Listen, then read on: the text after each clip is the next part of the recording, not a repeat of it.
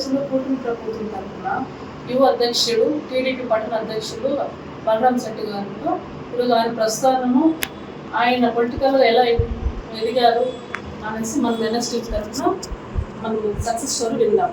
నమస్తే sir. NSTV welcome sir. మీ రాజకీయ ప్రస్థానం గురించి ప్రజలకి తెలియజేయడం ఉద్దేశంతో మేము వచ్చాము సార్. సార్ మీ రాజకీయంగా ఎవరి ఇన్ఫ్లూయెన్స్తో మీ రాజకీయానికి వచ్చారు? మీకు చిన్నప్పటి నుంచి ఈ లక్షణాలు ఉన్నాయా సార్? స్కూల్లో చేరినప్పుడు స్కూల్ లీడర్గా పనిచేస్తాను. తర్వాత ఇంటర్మీడియట్లో వచ్చింది ఎస్పీఎల్గా పనిచేస్తాను అనమాట. అంటే చిన్నప్పటి నుంచి రాజకీయ లక్షణాలు ఉంటేనే మనము రాజకీయాల్లోకి ఎంటర్ అవుతాం. తర్వాత డిగ్రీలో కూడా కాలేజీలో ప్రెసిడెంట్గా వర్క్ చేస్తాను. డిగ్రీ కాలేజీలో కూడా ఏబీ లీడర్గా, తర్వాత టీఎన్ఎస్ రకరకాలుగా ఉందన్నమాట. సో అప్పుడు ఏబీపీ చాలా ఉన్నాయి, దానికంతా లీడర్గా పనిచేసినాము. ఆ తర్వాత డిగ్రీ అయిన తర్వాత డిగ్రీ ముందే నందకుమారి గారు ఎమ్మెల్యేగా ఉన్నప్పుడు, దాని ముందు సుబ్బయ్య గారు ఎమ్మెల్యేగా ఉన్నప్పుడు కూడా మేము ఆ రోజు నుండి కింద స్థాయిలో పనిచేస్తూ ఉన్నాము.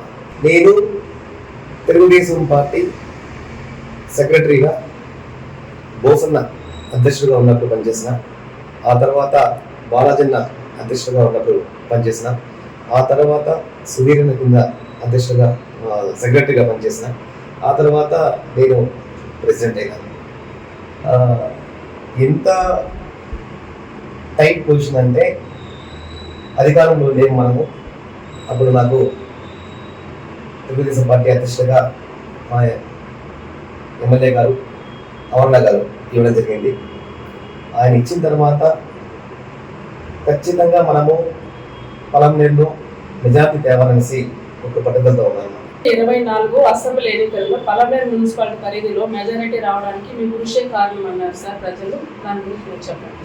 నా అధ్యక్షుని దీంతో ఖచ్చితంగా మెజార్టీ రావాలి అనేసి ప్రతి ఒక్క లీడర్ని కలుపుకొని అందరి కృషితో కష్టపడి పలమనేరులో మున్సిపాలిటీలో మెజార్టీ తేవడానికి మెయిన్ నాతో పాటు అందరూ లీడర్లు కష్టపడాలని కూడా తెలియజేస్తున్నాను. మున్సిపల్ ఎన్నికల్లో మీరు ఎలా ముందుకు తీసుకెళ్తున్నారు సార్? మీ ఐక్యత గురించి చెప్పండి, కూటమి ప్రభుత్వం గురించి. పలమనేరు మున్సిపాలిటీ ఎన్నికలు గత కాలము తీసుకుంటే నామినేషన్లు చింపేసి లాస్ట్ మున్సిపాలిటీ ఏర్పాటు జరిగింది. కానీ ఈసారి జరిగే ఎన్నికల్లో అలా కాకుండా ప్రజల వద్ద గెలిచి పోరాడాలనేసి మా కోరిక. ఎందుకంటే చంద్రబాబు నాయుడు గారు ఎప్పుడు కానీ మాకు ఇలా తప్పుడు ఆదేశాలు ఇవ్వరన్నమాట. ఎందుకంటే ప్రజల్లో గెలవాలి. ఎప్పుడు కానీ ప్రజల్లో గెలిచిన వాడే లీడర్ అవుతాడే, కానీ పేపర్లు చింపేయడము అవన్నీ కరెక్ట్ కాదు. కానీ మేము ఆ దిశగా వెళ్ళాము, ప్రజల్లో నిలబడతాము. అన్ని వార్డులు ఇంతవరకు పలమనేరు మున్సిపాలిటీ ఎప్పుడు కైవసం చేసుకోలేదు. ఒకసారి కాంగ్రెస్ వాళ్ళు ఉన్నారు, ఒకసారి వైసీపీ వాళ్ళు ఉన్నారు. ఈసారి ఖచ్చితంగా టీడీపీ జెండా మున్సిపాలిటీలో ఎగరవేశామనేసి తెలియజేస్తున్నారు. సార్ రాబోయే ఎలక్షన్లో మున్సిపల్ చైర్మన్ ఎవరు? ఎమ్మెల్యే గారు ఎవరు చెప్తే వారు. ప్లస్ ఇంకోటి ఎమ్మెల్యే గారికి తెలుసు అన్నమాట ఎవరికి ఇవ్వాలా అనేసి. ఎందుకంటే గతంలో కూడా కౌన్సిలర్గా పనిచేసిన దాన్ని, రాజకీయంగా పబ్లిక్తో కానీ అందరితో బాగా కలిసిమెలిసి ఉండే వ్యక్తిని అన్న చూస్ చేస్తారు. ఎందుకంటే చైర్మన్ పదవి అనేది పలమనేరు పట్టణాన్ని అభివృద్ధి చేసే పదవి.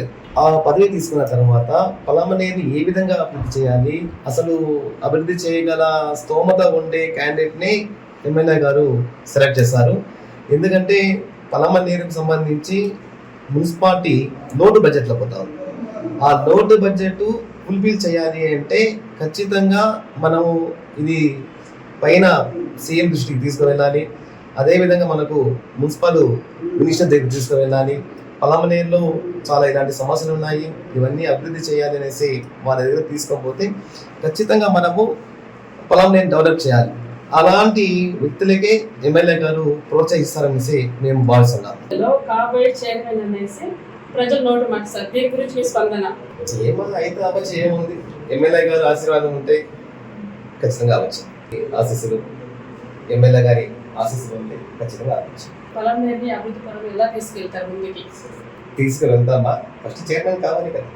అయిన తర్వాత పొలంనేరుని ఏ విధంగా అభివృద్ధిలోకి తీసుకురావాలో ఖచ్చితంగా తీసుకువెళ్తాము. పొలంనేరు మున్సిపాలిటీని బయట మున్సిపాలిటీతో పోల్చుకుంటే పొలంనేరు మున్సిపాలిటీ బ్రహ్మాండంగా ఉంటుంది అనేసి కూడా తెలియజేస్తాను. టీడీపీ పట్టణ అధ్యక్షులుగా మీరు ఎన్నిసార్లు ఎన్నికయ్యారు సార్? 2 సార్లు అయ్యారమ్మా. అంతకుముందు దాదాపు 20 ఏళ్ళుగా జనరల్ సెక్రటరీగా పనిచేస్తున్నాను. ఆ తర్వాత 2024లో ఒకసారి, 2026లో ఒకసారి కంటిన్యూగా పార్టీ అధ్యక్షుడిగా కొనసాగుతున్నాను. ఆలెస్ కుట్టి, మీకు ఈ పేరు ఎలా వచ్చింది సార్? నా పేరు బలరాం శెట్టి, మా తాతగారి పేరు. అదే పేరు నాకు బలరాం శెట్టి పెట్టారు. ఆ బలరాం శెట్టిని ఆర్బీసీ అనేసి, ఆర్ అంటే రంగయ్య శెట్టి, బి అంటే బలరాం, సి అంటే శెట్టి, ఆర్బీసీ కుట్టి అనేసి అందరూ పిలుస్తారు. ఎందుకంటే ఇంట్లో నేను అందరికన్నా చిన్నవాడిని కాబట్టి ఇంట్లో వాళ్ళు నన్ను కుట్టిని పిలుస్తారు. అదేవిధంగా అందరికీ, ఎందుకంటే మాది పెద్ద కుటుంబము, ప్రతి ఒక్కరూ అన్న వాళ్ళు, తాత వాళ్ళు, మా చిన్నాయన్లు, పెద్దాయన్లు చాలా మంది ఉన్నారు. వాళ్ళందరూ కుట్టి పిలవడంతో అందరూ కుట్టినే అనుకున్నారు. ప్రస్థానంలో మీరు ఎలాంటి విడుదలకు ఎదుర్కొన్నారు? ఈ ప్రస్థానంలో రాజకీయంలో వచ్చిన తర్వాత అనేక సమస్యలు ఫేస్ చేసినాను. ఎందుకంటే తెలుగుదేశం పార్టీలో యాక్టివ్గా ఉంటారు. మొన్న జరిగిన వైసీపీ ఎన్నికల్లో వైసీపీ గెలిచిన తర్వాత టీడీపీ ఓడిపోయింది. అప్పుడు కూడా నా మీద అన్ని లైసెన్స్ ఉన్నా కూడా నా మీద కేసు పెట్టడము, ఆర్థికంగా నన్ను ఇబ్బంది పెట్టడము ఇలా చేస్తారు. అయినా ఎన్ని ఇబ్బందులున్నా, ఎన్ని ఇబ్బంది పెట్టినా, ఎన్ని కేసులు పెట్టినా తెలుగుదేశం పార్టీని వదలం. తెలుగుదేశం పార్టీ నా తుది శ్వాస ఉండేంత వరకు తెలుగుదేశం పార్టీలోనే ఉంటాం, తెలుగుదేశం పార్టీలోనే కొనసాగుతాం.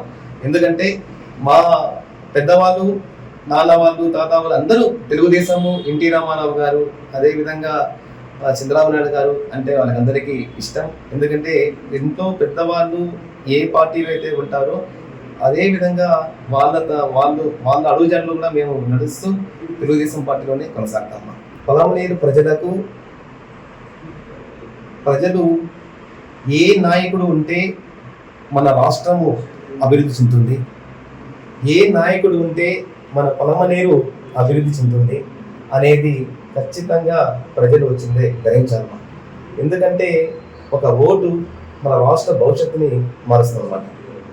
గత 5 ఏళ్ళు చూసాం, ఎన్నో ఇబ్బందులు పడినాం, రాష్ట్రాన్ని చిన్నాభిన్నం చేశారు. ఆ తర్వాత తెలుగుదేశం పార్టీ కూటమి ప్రభుత్వము అధికారంలోకి రావడము, వచ్చిన తర్వాత పోలవరం ప్రాజెక్టు కానీ, అదేవిధంగా కృష్ణానది నీళ్లు మన పొలంనేరుకి, రాయలసీమకి ఇలా రావడం కానీ, ఇలాంటి కార్యక్రమాలు. ఈరోజు తల్లికి వందనం పథకం కింద ఇంట్లో ఎంతమంది పిల్లవాళ్ళు ఉంటే అంతమందికి 15,000 రూపాయలు ఆ రోజు చెప్పడం జరిగింది. అది ఇస్తున్నారు. అదేవిధంగా మహిళలకు ఉచిత బస్సు సౌకర్యం ఇస్తున్నాము. అదేవిధంగా సంవత్సరానికి 3 సిలిండర్లు ఫ్రీ ఇస్తున్నాము. అదే కాకుండా అన్నదాత సుఖీభవ కింద ఏటా 20,000 రూపాయలు రైతులకు ఇస్తున్నాము. ప్రతి ఇంటికి మంచినీళ్ళు కుళాయిలు కూడా ఇవ్వాలనేసి ప్రోగ్రెస్ ఉంది. ఇంకా ఒక్క కార్యక్రమం పెండింగ్ ఉంది. శ్రీనిధి అంటే 18 సంవత్సరాల నుండి 59 సంవత్సరాల వరకు ఎవరైతే మహిళలు ఉన్నారో వాళ్ళకు 1,500 రూపాయలు చొప్పున ఇవ్వాలి. అది ఒక్కటి చంద్రబాబు నాయుడు గారు పెండింగ్ ఉంది. అది కూడా త్వరలోనే ఆ కార్యక్రమం కూడా చేస్తారు. కాబట్టి ఇలాంటి మంచి నాయకుడిని మనము పోగొట్టుకున్నాము అంటే రాష్ట్రము వెనక వెళ్ళిపోతుంది. మంచి నాయకుడు ఉంటే పరిపాలన బాగుంటుంది. పరిపాలన బాగుంటే రాష్ట్రం వచ్చింది అభివృద్ధి చెందుతుంది.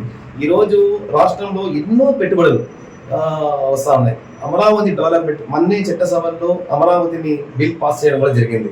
ఇవన్నీ ఏమన్నా అంటే ఇప్పుడు మెడ్రాస్ తీసుకున్నాము అంటే తమిళనాడుకి చెన్నై వచ్చింది రాజధాని ఉంది. అదేవిధంగా బెంగళూరుకి కర్ణాటకకు వచ్చింది బెంగళూరు రాజధాని ఉంది. కానీ మన అమరావతి రాజధాని మన ఆంధ్రప్రదేశ్కి రావడము గర్వకారము. ఎందుకంటే ఇంతవరకు ఆంధ్రప్రదేశ్ రాజధాని ఏది అంటే ఎవరు ఏం చెప్పలేని పరిస్థితి. ఈ రోజు ప్రతి ఒక్క తెలుగువాడు ధైర్యంగా ఆంధ్రప్రదేశ్ రాజధాని అమరావతి అనేసి గట్టిగా చెప్తున్నారు. ఇలాంటి అన్ని చేయాలంటే దానికి సంబంధించి నాయకుడు పర్ఫెక్ట్గా ఉండాలి. నాయకుడు కృషితోనే ఇవన్నీ జరుగుతాయి. కాబట్టి ప్రజలందరికీ తెలియజేయడం ఏమంటే మంచి నాయకుడిని ఎన్నుకుంటాం, మన రాష్ట్రాన్ని ముందుకు తీసుకెళ్తాం, కూటమి ప్రభుత్వాన్ని ఆశీర్వదిస్తామనేసి ప్రజల్ని కోరుకుంటున్నాను. మున్సిపల్ ఎన్నికలలో ప్రజలు కోరుకున్న విధంగా మున్సిపల్ చైర్మన్ పదవి మీకే రావాలని ప్రజలు అనుకుంటున్నారు. మా తరఫున ఎన్ఎస్టీ తరఫున కూడా మీరు ఎక్కువ మెజారిటీతో రావాలని మా ఎన్ఎస్టీ తరఫున మేము కోరుతున్నాము. మీ విలువైన సమయాన్ని మాకు కేటాయించినందుకు కూడా ధన్యవాదాలు సార్. Thank you.